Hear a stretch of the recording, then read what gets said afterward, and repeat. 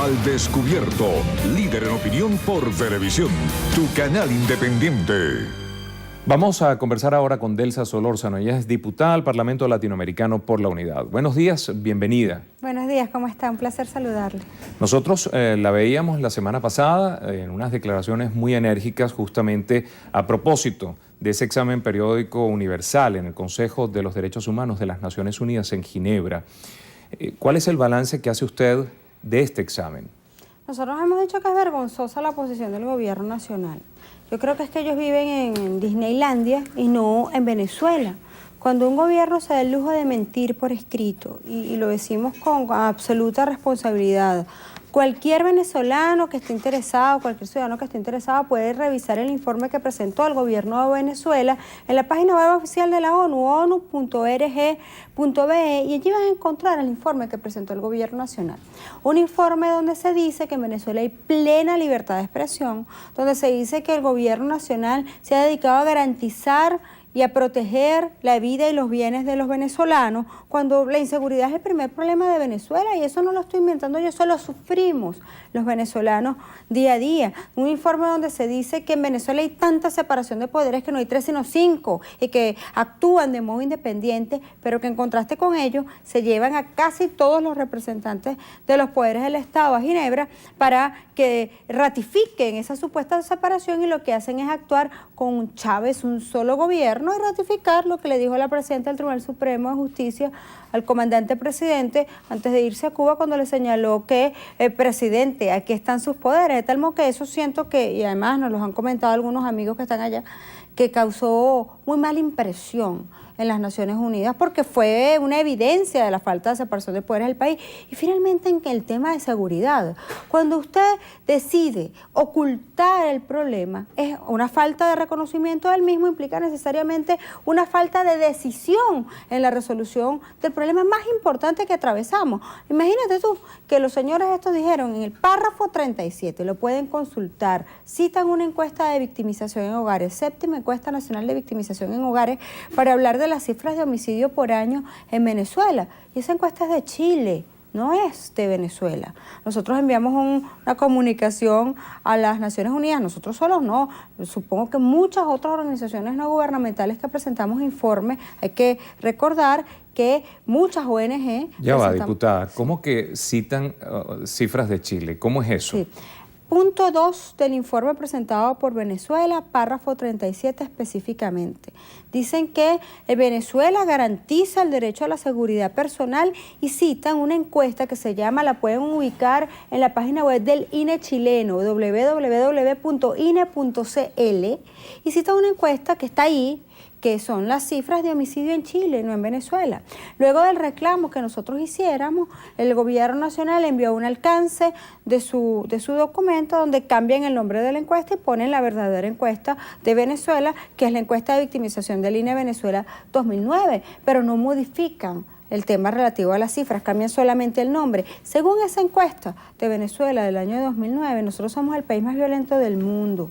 Según las cifras que otorgó el ministro de la ISAMI en la Asamblea Nacional cuando rindió cuentas, somos el país más violento de Sudamérica. Y según el último informe de la Oficina de ONU, Drogas y Delitos, así se llama el informe, que está disponible también en la página web de la ONU, estamos ubicados entre los países más violentos del mundo, después de los países africanos. Esa es la verdad de lo que estamos viviendo aquí. Y esas cifras no las estamos inventando nosotros. Son cifras certificadas por organismos tanto nacionales como internacionales. Pero en contraste con la realidad, con lo que ocurrió ayer en Naiguatá, que todos los venezolanos lo vimos, con las protestas que están ocurriendo día a día, con el policía que mataron ayer con su propia arma, que es el 65 de este año, con el bebé de 3 años que murió en los brazos de su madre cuando lo buscaba el colegio y quedaron atrapados en medio de una balacera.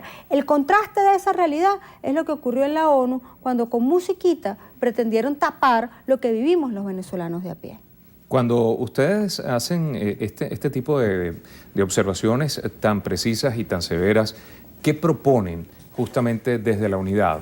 Sí, nosotros desde la Mesa de la Unidad enviamos a la ONU un informe, nosotros aplicamos para la EPO, para el examen periódico universal. Nuestro informe se llama Criminalización de la disidencia política y narra cómo el sistema de administración de justicia penal se encuentra completamente secuestrado y dedicado a la persecución de quienes pensamos distintos al gobierno. No solamente me refiero a dirigentes políticos, me refiero también a periodistas. Por cierto, está Leocenis García detenido, otros tantos sometidos a juicio, procedimientos administrativos constantes contra los canales libres que todavía se atreven, como lo hacen ustedes, a presentar al mundo una realidad de lo que está ocurriendo en el país. Nosotros hemos entonces presentado un informe donde además se contienen los casos de los presos y perseguidos políticos, como la juez María Lourdes Afiuni, que está detallado su caso en nuestro informe, a la cual, por cierto, por primera vez en un examen como este, se hace referencia de modo específico con nombre y apellido. Nosotros esperamos un pronunciamiento más severo de la ONU en el caso de María Lourdes Afiuni, porque hay que recordar que la juez Afiuni está presa precisamente por cumplir una resolución de la ONU en el caso de Eligio Cedeño, cuando se determinó que Eligio Cedeño era un preso político y que además el principio general de juzgamiento en libertad que está establecido en nuestra Constitución tenía que cumplirse. María Lourdes está presa entonces por eso, pues debería haber un pronunciamiento severo de las Naciones Unidas en este caso. El informe también contiene los casos, por supuesto, de los comisarios Vivas, Forero y Simonovic, el resto de los funcionarios de la Policía Metropolitana, de todos los presos políticos, y un caso muy particular, que es el caso del diputado José Sánchez Montiel, que vale la pena que recordemos que en lugar de estar en la Asamblea Nacional cumpliendo las funciones para las cuales fue electo, el cuarto diputado más votado del país, está todavía en prisión en los calabozos de Ramo Verde sin poder cumplir con sus funciones. Un juicio que además se inicia luego de que él es electo diputado, lo cual constituye una evidente y flagrante violación a sus derechos como parlamentario y también a los derechos de los electores que decidieron votar por él. Todo ello está narrado aquí. De hecho, muchas de las preguntas que se hicieron, que hicieron los representantes de la Troika, están en nuestro informe, otras estarán en otros informes de los más de 100 que se presentaron, pero es indiscutible que esto fue tomado en cuenta. Ahora, ¿qué va a ocurrir en los próximos días? Mañana está prevista la elaboración del primer informe de recomendaciones. Es un informe narrativo de lo que ha ocurrido y entre febrero y marzo del próximo año saldrá el informe final.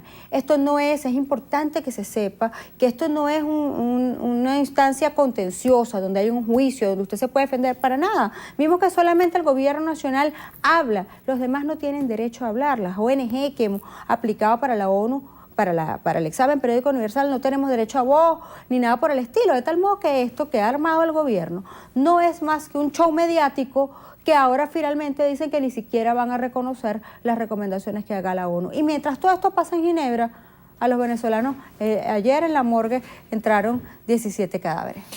Hay otro punto importante. Quisiéramos saber qué acciones se están tomando desde el Parlamento Latinoamericano sobre el sistema penitenciario en la región. Sí, el sistema penitenciario es una cosa que a nosotros nos preocupa mucho, sobre todo en el caso de Venezuela, que tenemos el sistema penitenciario más violento del mundo, con el mayor nivel de hacinamiento de toda América Latina y me atrevo a decir que del mundo entero.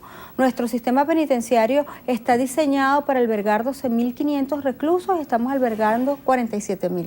Lo cual ubica los niveles de hacinamiento en casi un 400%. Y son cifras oficiales, que nosotros, insisto, no hablamos si no tenemos las cifras oficiales en la mano. Si hablamos de las cifras extraoficiales, son mucho mayores, pero las cifras oficiales ya son suficientemente graves. Y acaba de designarse una ministra que no tiene ningún conocimiento del tema y cuya única solución es que ella va a liberar a los delincuentes sin ningún tipo de control, porque cuando una persona comete un delito tiene que pagar por una pena.